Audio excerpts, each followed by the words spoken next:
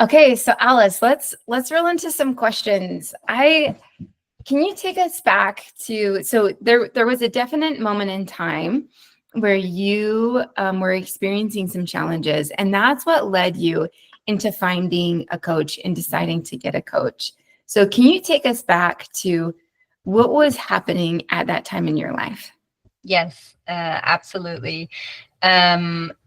So that time in my life, I think that's roughly 10 years ago, Karen. I'm looking over to Karen because Karen became my first coach, and that was an amazing experience. And I think I had actually never heard of coaching before, and I came across what today is the Women's Impact Alliance.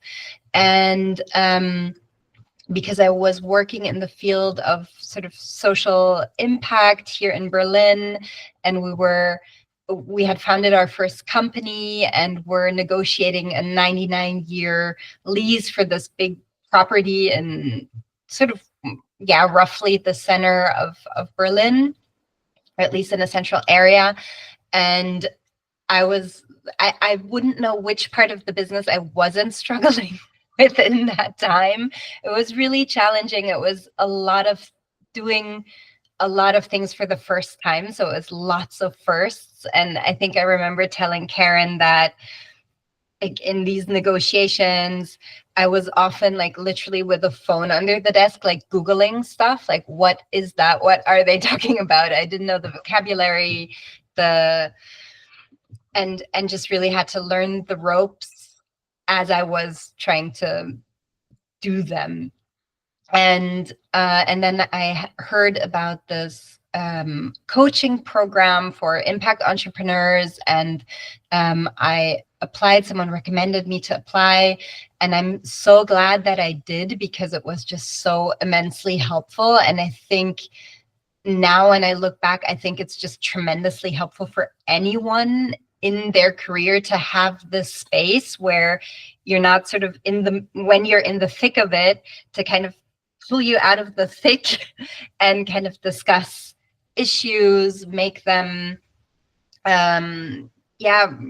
discuss what solutions could look like. And at that time in my life, I was definitely struggling at many areas, and challenged also in a positive way. And coaching really was extremely supportive. Yeah. Alice, what was, Yes, go can I jump in? Yes, please. What were some of the emotions that you went through back then? The emotions that I went through during my work, or that we worked on in the coaching process? The latter. That we worked on in the coaching process. Yes, absolutely. I have my document open here with my notes, because Karen had me set up this document where I have still the list of the topics, which is super interesting. So we worked on multiple topics, but one of them was saying no, what for me felt like letting people down back in the day. And so that's one of the things we worked on. We worked on boundaries, setting boundaries. We worked on managing my emotions. So in these challenging processes, doing things for the first time, my emotions got in the way. And that was something that I don't think I had experienced to that extent in my work. And so I really, through coaching, learned to manage intense emotions at the workplace in a more professional way. And I'm forever grateful, Karen, for that. And we worked on another emotion that I struggled with at the time was getting beyond grudge. As you know, the emotion of grudge when something wouldn't go a certain way, or we would have struggle with stakeholders we were negotiating complex elements with, and I felt that maybe agreements weren't held I really struggled with keeping a grudge, which also had to do with that I wasn't addressing issues along the way and marking boundaries along the way. And that's something that you really supported me with in developing much more active, in developing agency and an active professional communication. Yeah. Yeah. I love to dig into the emotions part deeper because that is such a challenging thing to learn in business. It's almost something that you can only learn through trial and error if you don't have a coach. And there's so many times in our careers or in our roles in business where things feel so personal. Yeah. Like whether it's something someone says or a decision that's made at the top, or what really comes down to a business decision that somehow impacts you.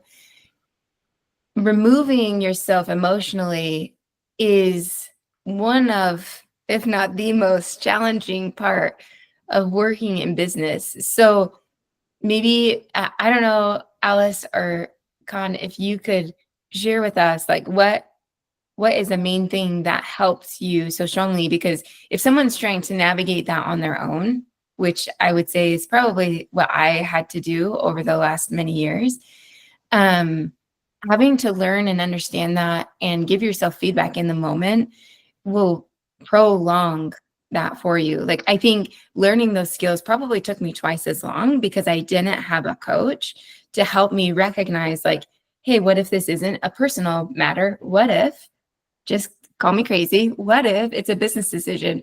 And so what was the most impactful learning for you, Alice, on the emotion side? I think that I just checked my notes. I love that you're underlining this aspect because I do think a lot felt so personal to me, especially in that time, Karen, when we were working together. And I just had found this note, but there was so one element was understanding the emotions behind what was going on. So sort of seeing like where these emotions may be coming from that actually has nothing to do with the situation. And I think that was immensely helpful. And I do think that there was a bit of a need to process some of those emotions behind these intense emotions. And I also realized that there's something like a need to vent. And that is also okay, and to sort of let some emotions also out and feel them through to the end, but not to get blocked by them or stuck in them. And I think that was a huge piece to sort of be able to on the one hand, recognize the emotions, understand where they come from, understand how they're showing up now, and choosing a path forward that isn't based on those emotions necessarily primarily. And that was really helpful to me. Yeah, very cool. Karen, can you remember a specific exercise we might have done around that in that time? I think we have done a couple, but to my recollection, we did have the try and stop yourself in the process that you're in. When the emotion takes over, try and stop and label it. And then if you can't process it right now, process it later, go back and think about it. But if you stop, take a breath and be like, okay, this emotion is coming up, but will my reaction be the right reaction right now? So you'd rather give a response rather than a reaction, right? So that has probably been one of them. And I would say the other one, I don't think we've worked on that, but probably along the lines of that is the circle of influence, right? So what can I control? What can I influence? What do I absolutely have to let go? Something along those lines, I'm pretty sure we worked on. Yeah. Yeah, and I think it's incredibly helpful and a huge, very freeing. And I also was lucky. I don't know how that was for you both, Karen and Tanya, but role models, to find role models where I would identify elements in their communication or their processing their emotions where I could tell like, oh, I think that's next level. I'm not there yet, but I can recognize someone doing the thing that I would like to be able to do. And then sort of observing and seeing, okay, how can I grow into this a bit more? I think that was also quite helpful to identify and find role models at that time in my career. Yeah. That's awesome. That just makes me think like people have more impact than they realize, you know. Yeah. People are always watching. And so that's a great point.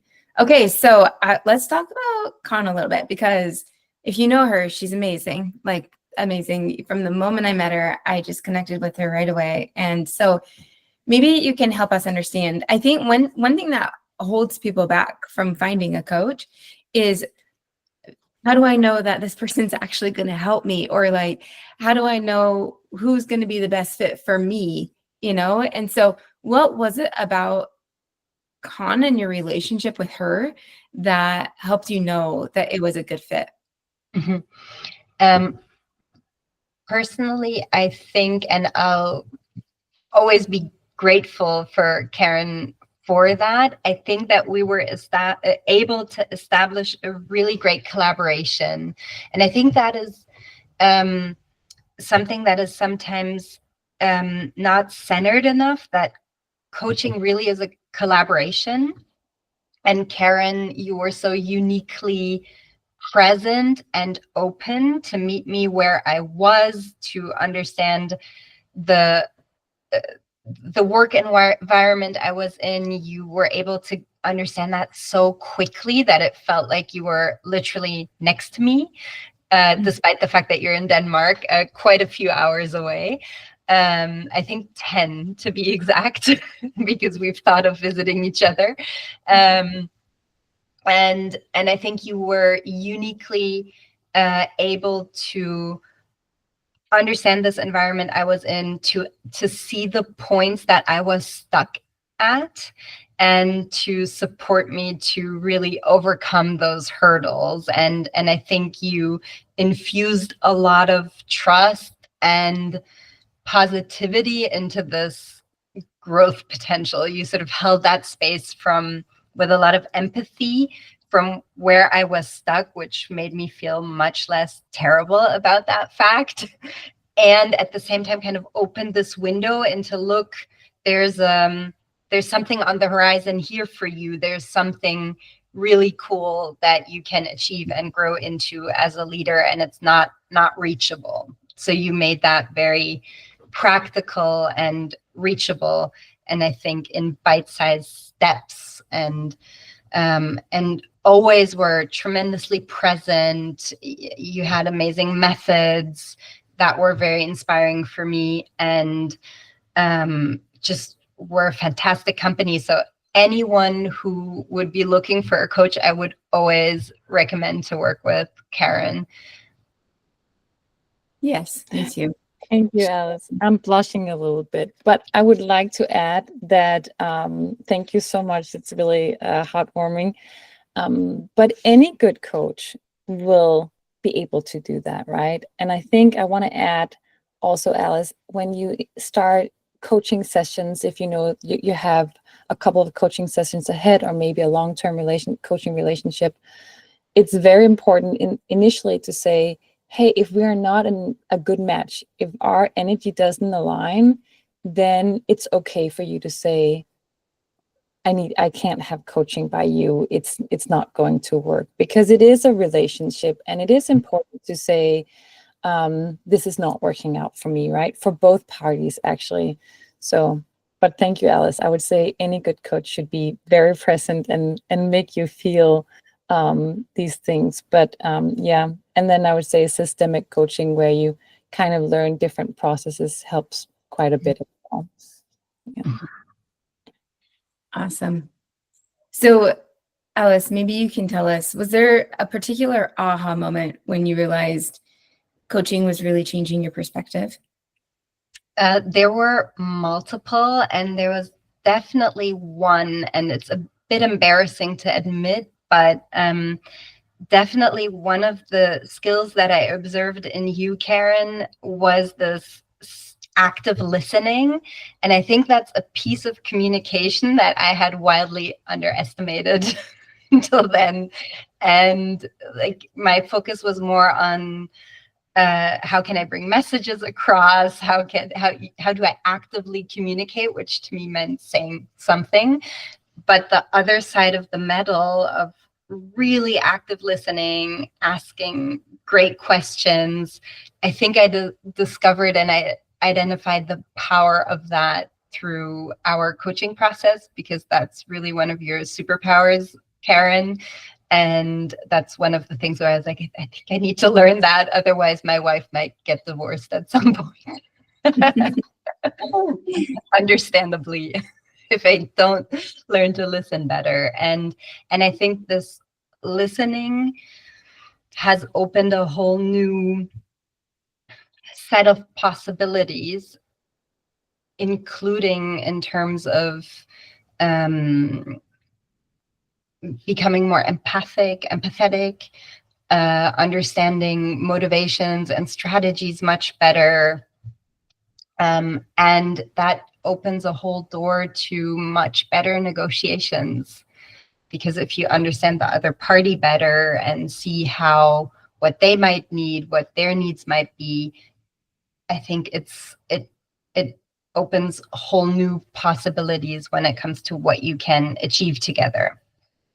And also maybe what type of working relationship you're capable of building through better listening, more empathy. And yeah, so that was definitely a big aha. And then there were more. Do you want me to expand on the ahas? You can, yeah, absolutely. If there's more that you feel like was a really key moment for you, we'd love to hear.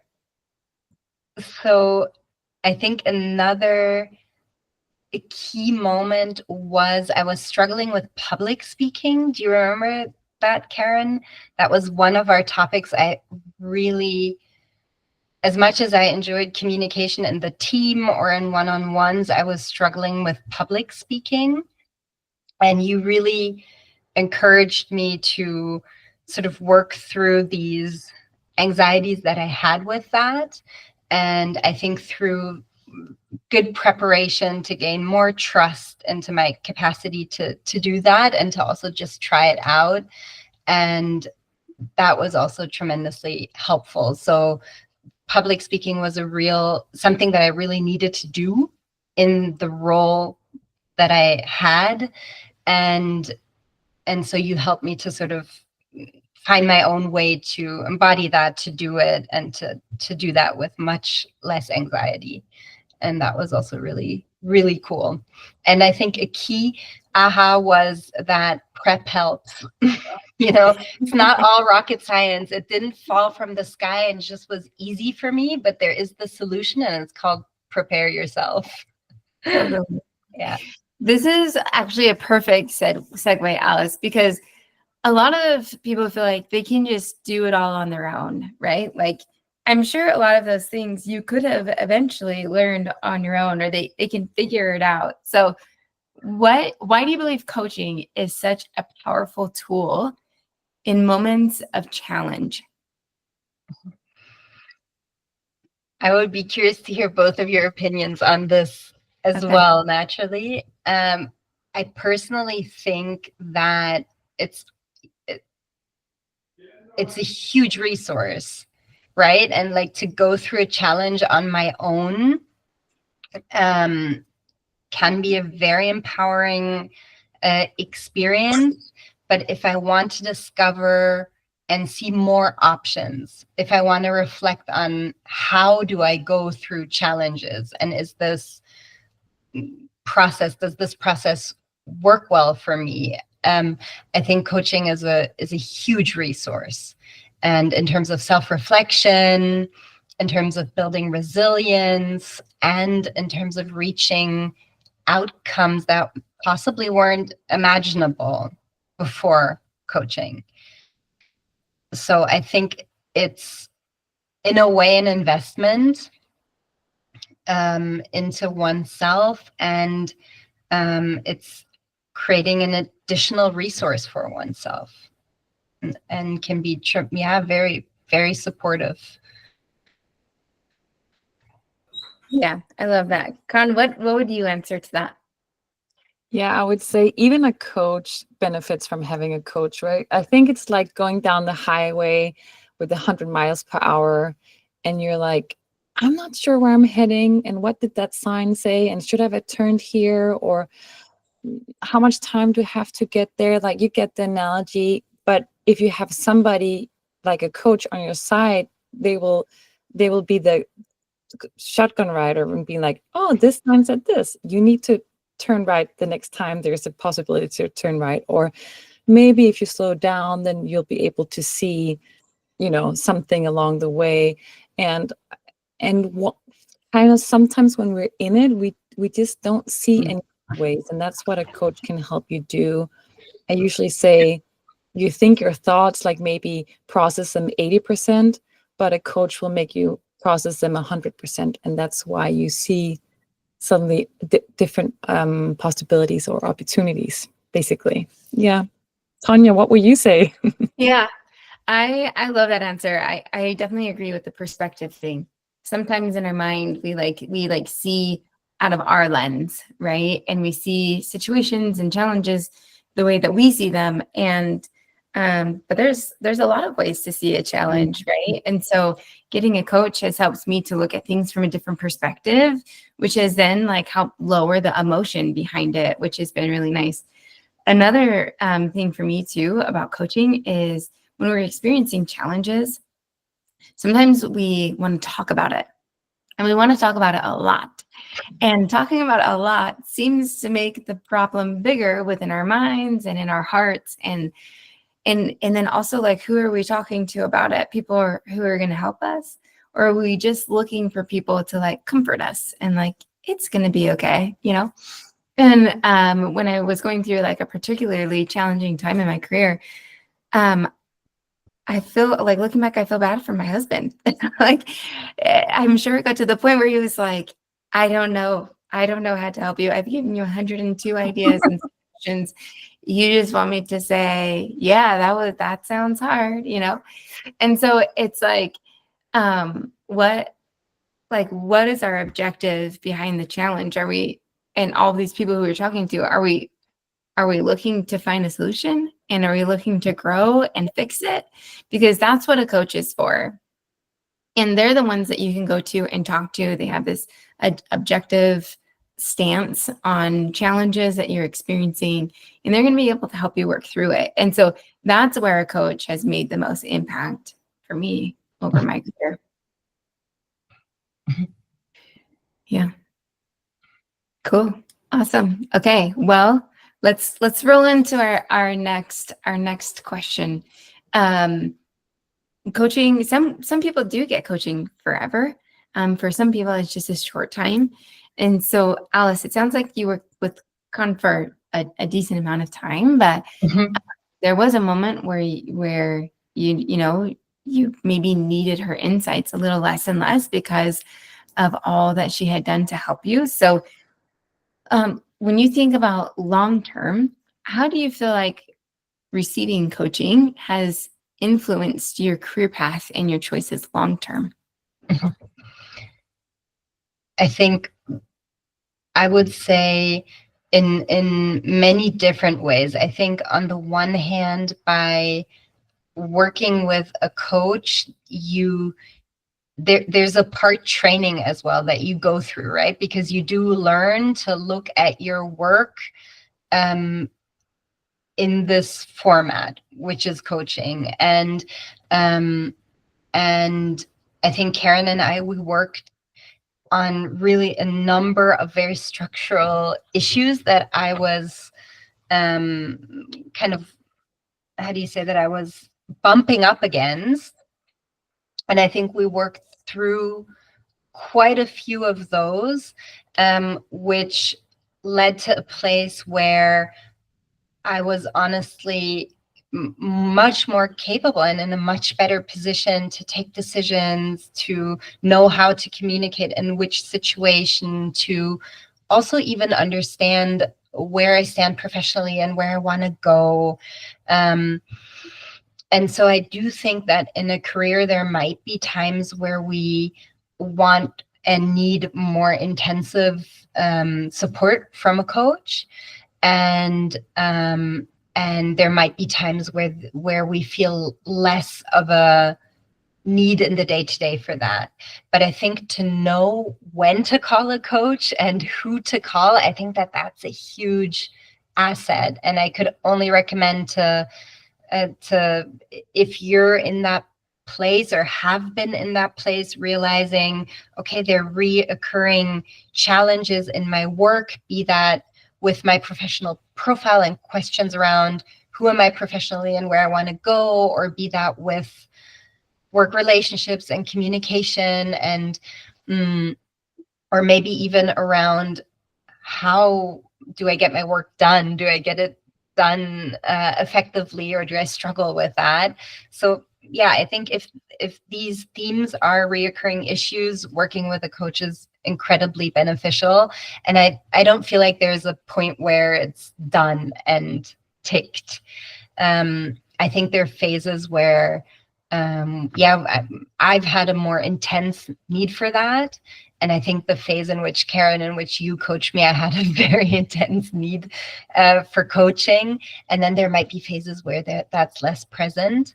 But I can imagine that that I'll get back to that point again in the future. And now I work as a coach myself. And so I do something in Germany, it's called supervision. So we work with other coaches very regularly to sort of discuss the challenges that we will face in our coaching practice. And that's a standard in Germany when you work as a coach, to also do the supervision process, which in a way is like being coached. Yeah. And I think it's very, very helpful, and I enjoy it. So That's awesome. That's great. yeah, So I think there's like maybe like a topic that's a little bit tricky that I want to ask about. So why do you think so many women wait until they feel stuck to reach out to a coach instead of maybe starting a little bit earlier? Mm-hmm. I think that's a really good question. And I'd be curious to hear your perspectives too, as sort of from the US and maybe Denmark. My perspective naturally speaks to here, the German context. I'm in Berlin. I think for me personally, when I was in my 20s, I had never heard of coaching. I had literally not heard that this exists as a resource. I was working in a corporate environment, but coaching wasn't something that was spoken about. And I think there's maybe a stigma to a certain extent around, around therapy, around getting support, around, especially in the German culture, sort of admitting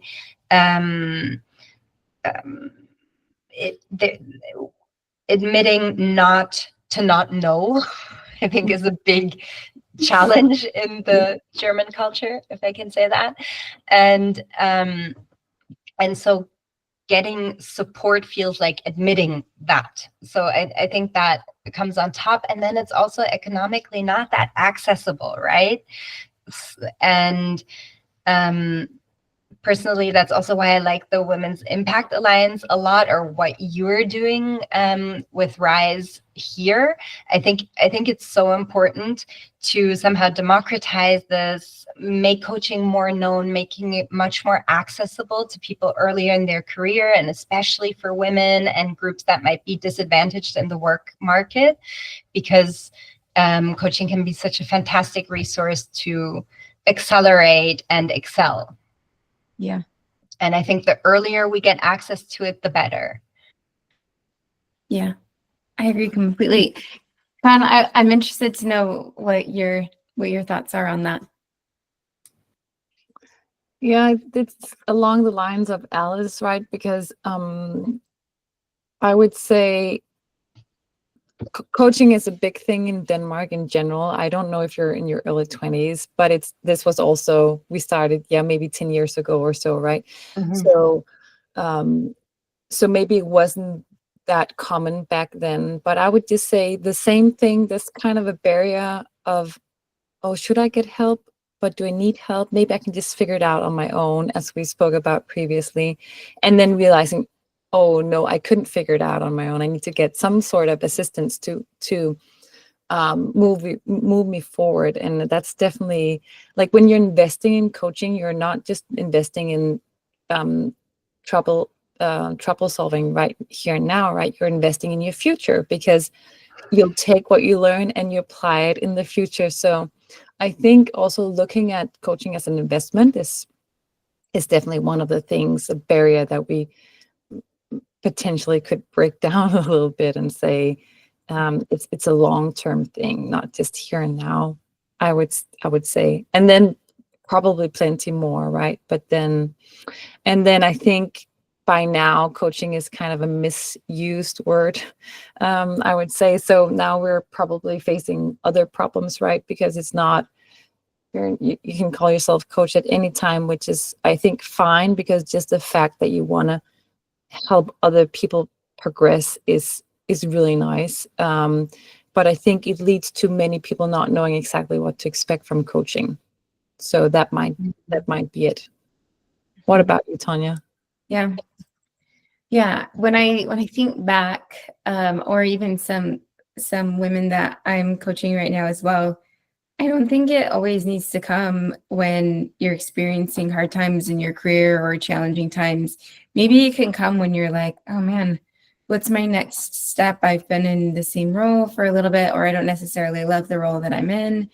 How do I navigate into something new, and what would that look like? Or, maybe you're preparing for interviewing and it's a job that you really want. Maybe you find a coach to help you do some mock interviews and to look over your resume and to help you prepare and stand out. There's a lot of situations that a coach can be beneficial, not just during challenging times, though. Sometimes it feels like that's when they're going to make the most impact for you, because your emotions are so high. I also think, too, coaches are not therapists, right? Obviously, but it can almost be kind of like a therapist, where you're like, I know that there's going to be a time in my career where I'm going to need someone. I'd love to start looking for that person right now, someone who I connect with really well, and then, keep them in my back pocket and to utilize their experience as a tool for when that time comes. I don't have to go online or ask around and it take time to find someone when I need help today. I need help right now. So that could be a few different experiences of why coaching would make sense outside of just experiencing a really hard or challenging time. I would love to add to that, Tanya, if that's okay. Yeah, and I had this experience working at the theater. And so I'm not a performer, and I was recruited for a theater play production and on one of Berlin's larger stages, and was part of this theater production for 3 years. And so I performed a number of times. I think we played 25 times or so. And in our cast, we were 6 people, and there were performers and actors, and we were 3 people with no stage experience. And as part of this theater production process, we all got voice training, rhetoric training, acting training, choreography. We got like a lot of support and a lot of feedback processes, a lot of practicing individually in different groups, etc. And naturally, our job at the end of the day, we were hired by the theater to play. And when we were on stage performing, we were alone. The whole support team was not on stage with us. It was just us, and we were performing.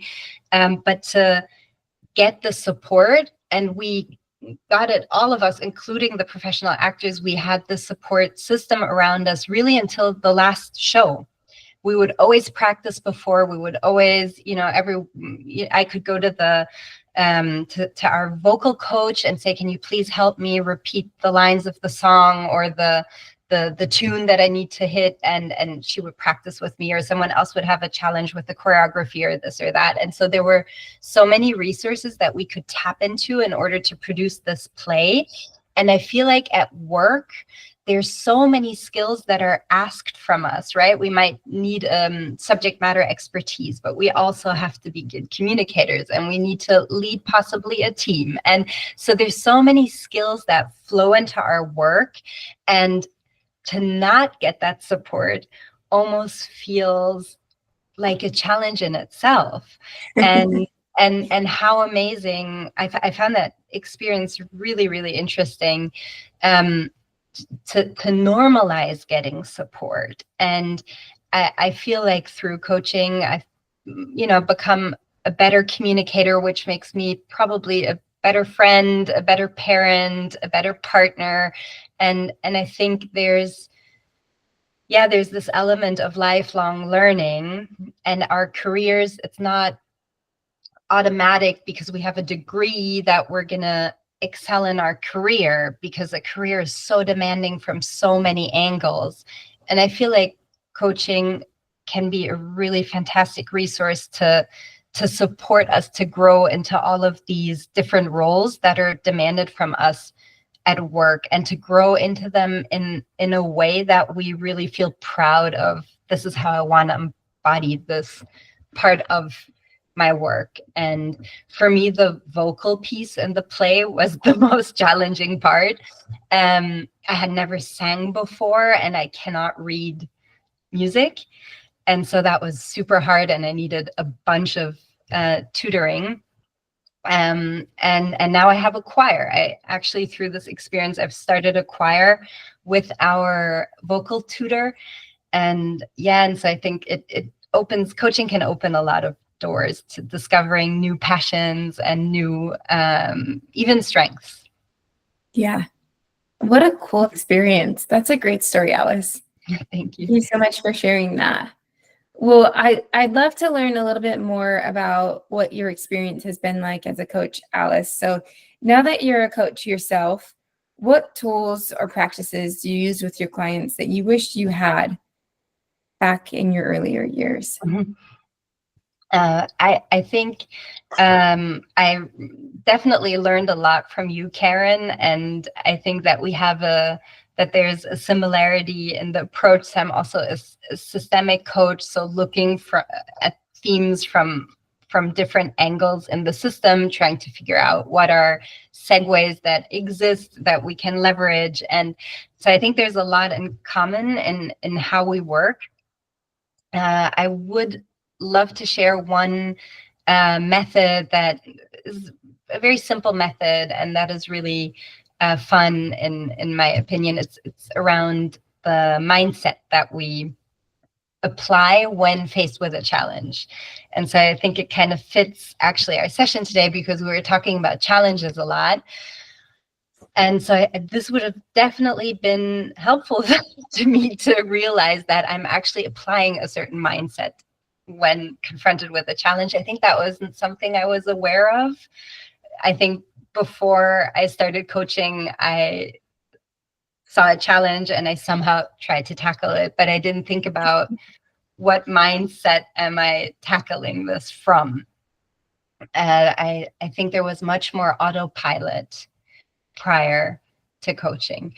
And so this is a really simple tool around gaining awareness, which mindset am I in right now? So if you're faced with a challenge, whether that's in your personal life or in your work life, I think it can be really nice to look at, from which mindset am I approaching the situation? And this is a very simple method distinguishing two mindsets. Maybe you've heard of it. There's the below the line thinking and above the line thinking. Have you heard of those? I haven't, but tell me more. Yay. Okay, cool.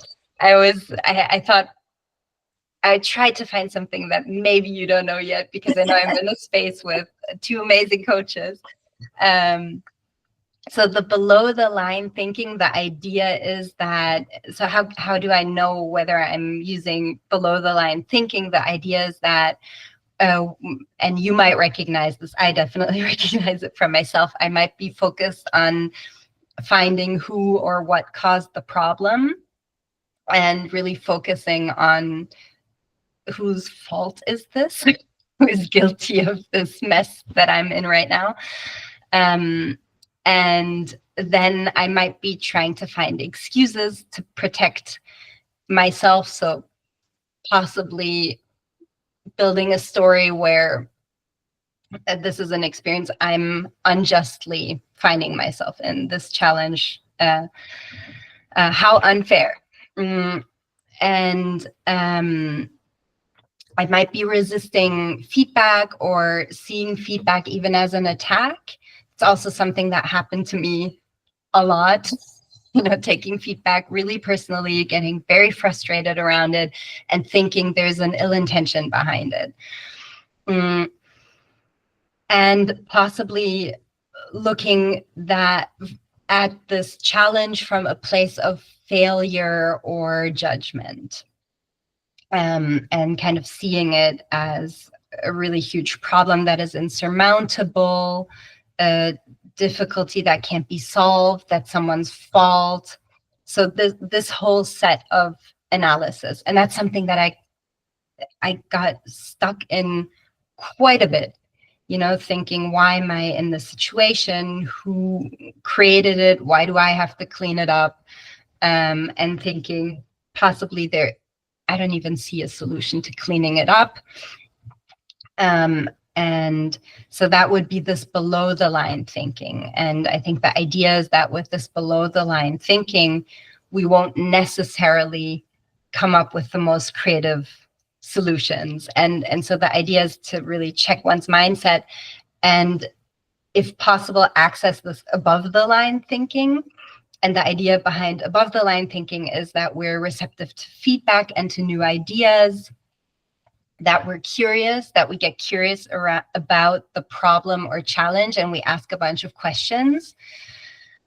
So we stop seeing it as, a static issue, but sort of try to actually understand deeper and get really interested into this thing rather than resisting this reality.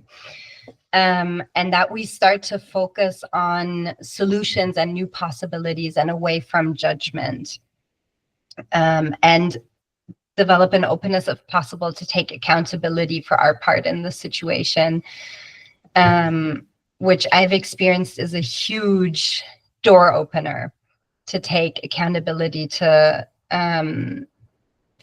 my actions, that it opens a space where everyone starts to be open to take accountability for their actions, and we can actually grow together. And I think this exercise, it's not a switch, right? I didn't find the button in myself where I'm like, that's sad. I'll go into my above. Exactly. Yeah. Haven't found that switch yet. Okay. If anybody here does, let me know where it is. Yeah. But the idea is that this mindset can help you build stronger work relationships, and that it encourages positive action. And I thought it might be a fun tool to check in with yourself. Which mindset am I operating from? And to support you to cultivate this growth-oriented mindset when it comes to tackling challenges. Yeah, one thing that comes to mind with that was awesome, Alice. Thank you, by the way. What a good reflective journey I just went on, for sure. But one thing that comes to mind for me too is like resilience. That like above the line mindset. Like, think how much more resilient you become as a person when you think of things in a different way, even though it's the same situation. Yeah. Very cool. Well, we have about 10 minutes left, and I want to open it up to the group and see if there's any questions or thoughts or comments that you would like to share with Alice while we have her here with us.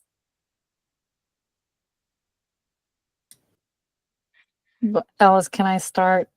I Yeah. actually wanted to ask you, when did you decide to become a coach? Because I remember you telling me, and this was probably maybe a year, half a year after your company was sold, if I Mhm. remember correctly. But I actually don't know, like, what made you actually jump into that part.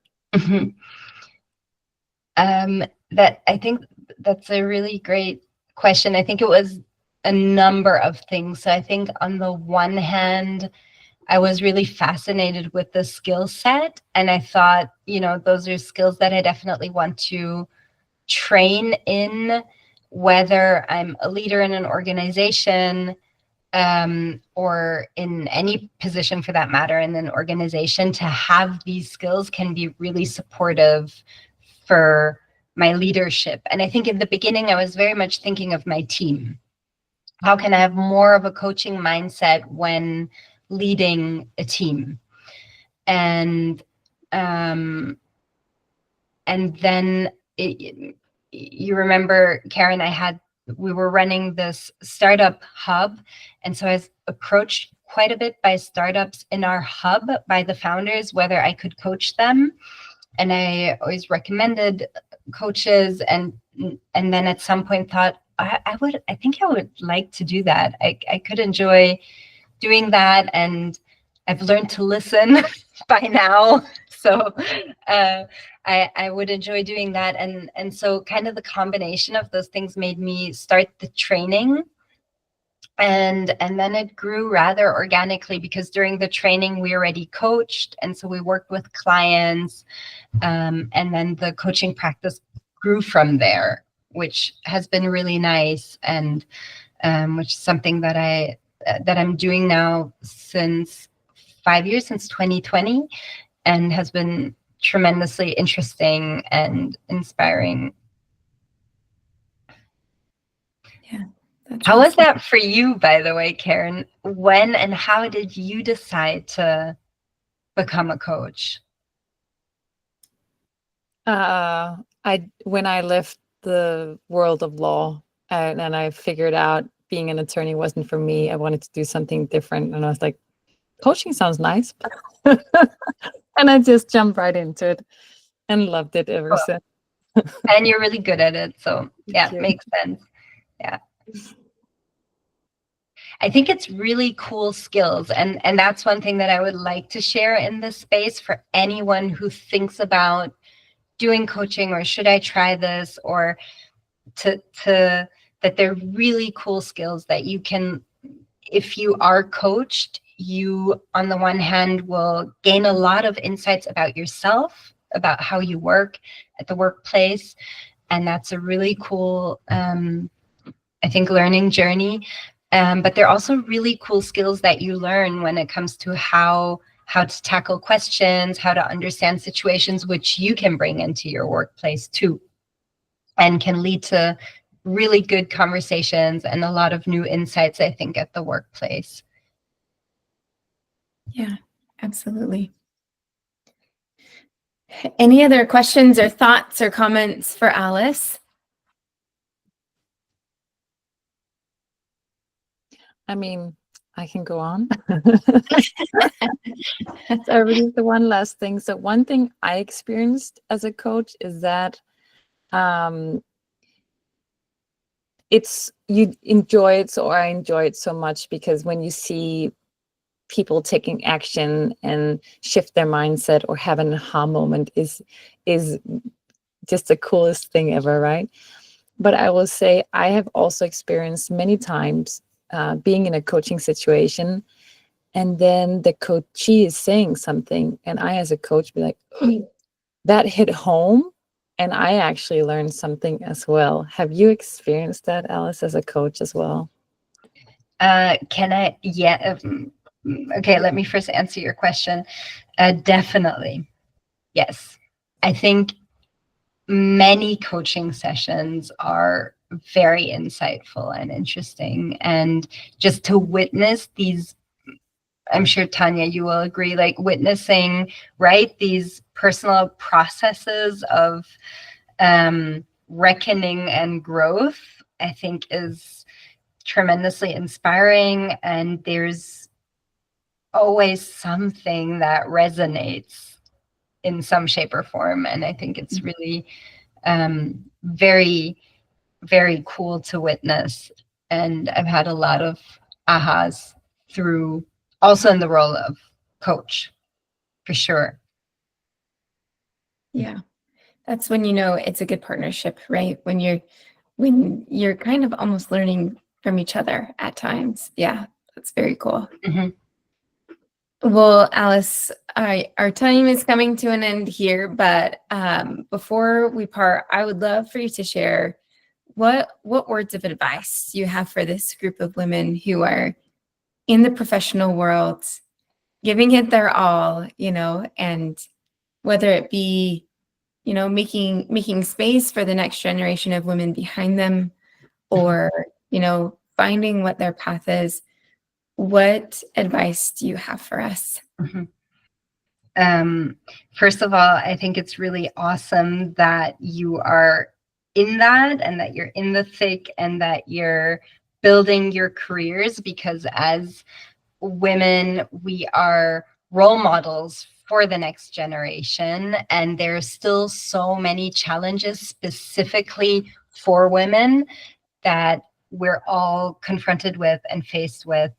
And I think the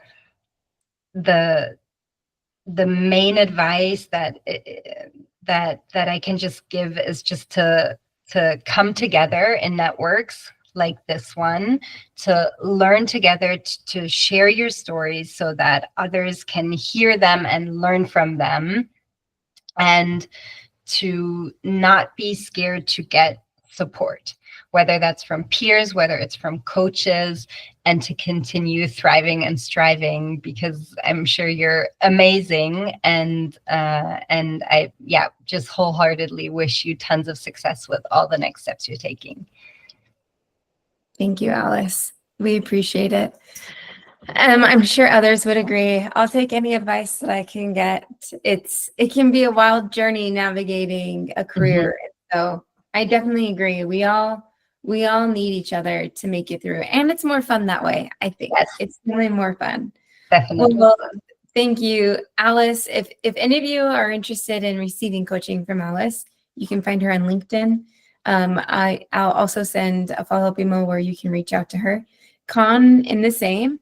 Con is actually a coach here at HiER as well. And so you can find her in the coaching library if you are a HiER member. If you're not a HiER member, consider it. It's great. There's a lot of really wonderful tools and resources. And Con is just one of those. Callie is also on our call as well. And I think Kim is too. We have a few coaches here today. So they each specialize in different things. And so there's a lot of opportunity to receive coaching here at HiER. But thank you everyone for being here today. It's so wonderful and so heartwarming to come together as women, but hopefully you feel inspired and you feel re-energized to dive back into your workday today. So thank you everyone. Have a wonderful weekend and thanks for joining. Thank you. Bye. Thank you. Bye. Bye, Alice.